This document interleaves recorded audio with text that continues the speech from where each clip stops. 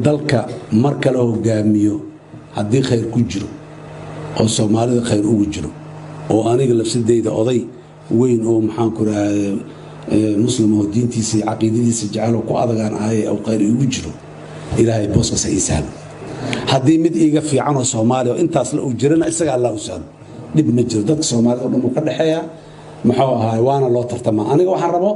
oo insha Allah riskiga qatarta la shay u qaadan waxay war meesha ha loo tartamo waa iska jooga wax la yiraahdo ma jiraan shala hadii aan ku heshiinayno in qof iska joogo oo nin maxaan ku yiraahdaa cali soo liira aan boqor ka dhigan aan ku heshiinayno abadkiis uu noo joogo aan isaga nimaado aan ka heshiino ayada la sideedaan maxay yaan ogolnahay ya oda cali sooba maxaan ku yiraahdaa ya boqor noo ah oo abadkii intuu joogo noo joogayo intaan isku nimaado isla qaadano waan isla yeerinaa laakiin isla ma qaadan waxba isla qaadanay afartii sanaba in doorasho dhacdo qofkii markaas la doorto hadii ninkii hore loo cusboonaysiino meesha joogo iyo hadii ku kala la dooranayo dadka Soomaaliyeed waxaan rabaa markaa inaan u sheego shalay bisha February 8 2017 subaxa anu madaxweynaha guriga ka soo baxay habeenkiina anu madaxweyne ahayn aan guriga u noqday wax culays iyo mushkil ay u qabatay haba yaraatee ma jirin laana meeshaas meeshii lagu ballamay ahayd on ka soo daahno waliba on ka soo gaabinay wasaxdaanay habeenkii hurdada igama tagin problem ma qaban intii ka dambaysan problem ma qaban xilki sidii si qurxoon oo nidaamsan oo hagaagsan oo systematic oo taariikhda Soomaalida iyo magaca Soomaalida kor u qaado oo u dhici lahaayaan ka shaqeyn waana ka shaqeyn ilaa aan gaarnay walaalaheena caalamka carabta qaarkood inay dhahan nahnu nadub bisomal yani Soomaalida nahnu nadub bisomala Soomaalidu waxa ay sameeyeen sida ay yihiin rabnaa waxay ahayd sharaf iyo karaamo isku jiidin marka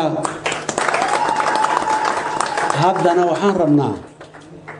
qawaaniinta inaan ilaalino wixii aan ku heshiino ku ballanay aan ilaalino bas meeshan joogna ninkii oo Ilaahay u qadaro maxaa dadka Soomaaliyeed qanacsada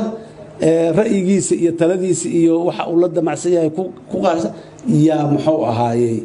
ya la dooranaya ninkaas la doortana waa noo madaxweyne heer jaamaco ah heer qurxo ah heer qansaxo ah ma midabada dadka loo kala yeelayo oo lagu kala qaybinay sax ma aha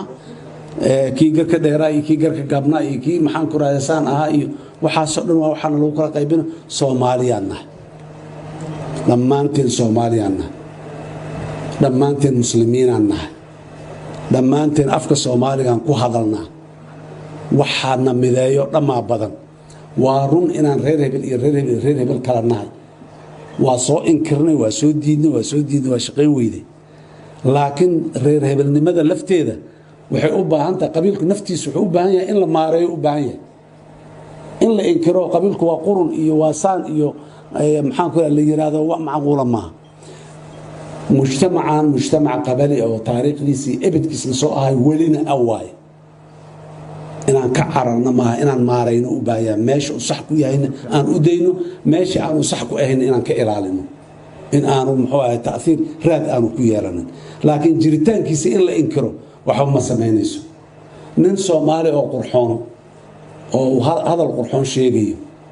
ama wadaad muxuu ahay fiican oo muxuu wacdi fiican sheegayo ama maxaan ku raad gabar fiican oo maxaan ku raadaay baraamur fiican ama xigmad fiican ama hees fiican tirinaysa dilaa qofku inta fiiriyo waxa ugu horeey weydiinay waa maxay yaa waay qofkan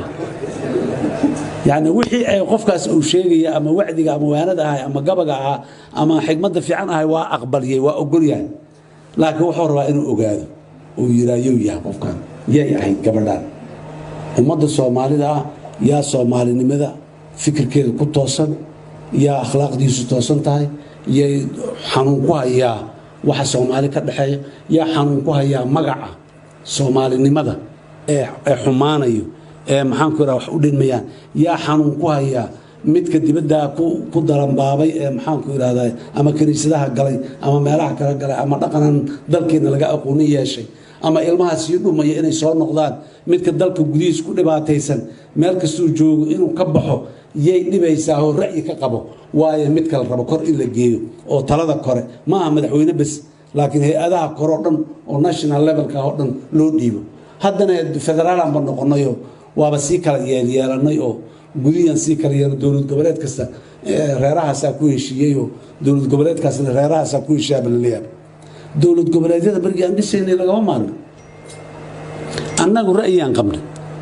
inaan hoos ka soo bilaabno dowladaha hoose la dhiso gobollada la dhiso sida dastuurku tilmaamaya 2 gobol iyo in ka badan oo heshiiyo gobolna waa maamul labadaas maamul inay heshiiyaan yaan rabnay waana laga diiday qabiil hebelna qurac hebel oo xaartay qabiil hebelna quracaas kale oo haddana asna xagga ka xaarxaarto fariistay waaba la fadhiyaabo maadaana kala kicinayo ul qaada ee dagaal ku qaad ee xoog qaar xirxira qaar dildil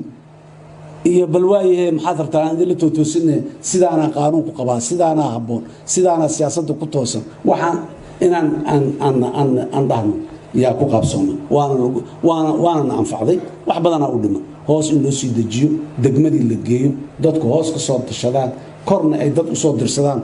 oo maxaan ku yiraahdaa afkaar iyo ideas wata ay ku soo dirsadaan iyo axzaab ra'yi la xataa muhiim ma xataa nidaamyadu waa kala duwan nidaamka doorashada lagu heshiiyo ku xiran tahay marmarka qaarkood ayay tahay fikirka xisbiga la dooranaya xisbigaani amniga muxuu ka qabaa horumarka muxuu ka qabaa dadkeenu noloshooda xanaanada xoolaha muxuu ka qabaa beeraha horumarintooda muxuu ka qabaa muxuu ahay dad Soomaali isku haynteeda isu keenisteeda iyo mideynteeda iyo midnimadeeda muxuu ka qabaa in afkaartaas la isku doorto marka dambe markay tamaado ajandaha